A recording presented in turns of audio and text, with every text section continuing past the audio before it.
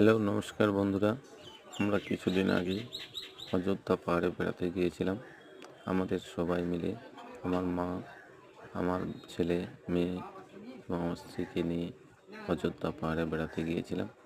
দেখতেই পাচ্ছ তোমাদের দিদিভাই সিঁড়ি ভেঙে উঠতে উঠতে হাঁপিয়ে যাচ্ছে, আর পাচ্ছে না। ও 106টা সিঁড়ি বেয়েছে।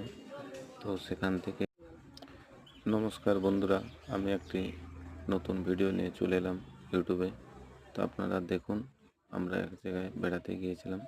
সেখানে আমাদের দিদিভাই হেঁটে হেঁটে সিঁড়ি ভেজে ভেজে উপর থেকে উঠে আসছে।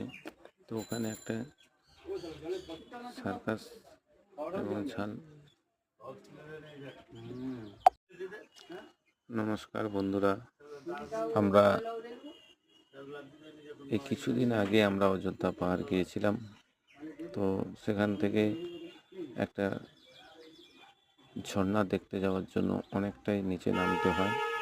তো সেখান থেকে সিঁড়ি ভেজে ভেজে তোমাদের দিদিভাই উঠে আসছে। ও তো ভালোই ক্লান্ত হয়ে পড়েছে, হাঁপিয়ে গিয়েছে। ও আর ঠিক কন্ট্রোল করতে পারছে না নিজেকে। তাই নমস্কার বন্ধুরা, আমি আবার একটা ব্লগ ভিডিও নিয়ে চলে এলাম। আমরা কিছুদিন আগে একটু বেড়াতে গিয়েছিলাম, ফ্যামিলি ট্যুর, তো অযোধ্যা পাহাড়। তো সেখান থেকে আমরা একটা ঝর্ণা দেখতে যাওয়ার জন্য অনেকটাই নিচে চলে গিয়েছিলাম। সেখান থেকে দেখতেই পাচ্ছেন তোমাদের দিদিভাই হেঁটে হেঁটে আর উঠতেই পারছে না। ও খুব হাঁপিয়ে গিয়েছে। তো এসে দেখো অস্বস্তি বোধ করছে। তো সেখান থেকে আমরা চলে যাচ্ছি আবার একটা নতুন স্পটে। দেখতে একটা রামসীতা মন্দির বলে ওখানে একটা ভালো পপুলারিটি মন্দির রয়েছে। তো ওখানে মন্দির দর্শন করে তোমাদের দিদিভাই বেরিয়ে আসছে। আমরা শুধু ফ্যামিলি নয়, কিছু বন্ধুকেও নিয়ে গিয়েছিলাম। তো সেখান থেকে আমরা একটা বিরাট একটা পাহাড়ের গুহার ভিতরে ঢুকে গিয়েছিলাম।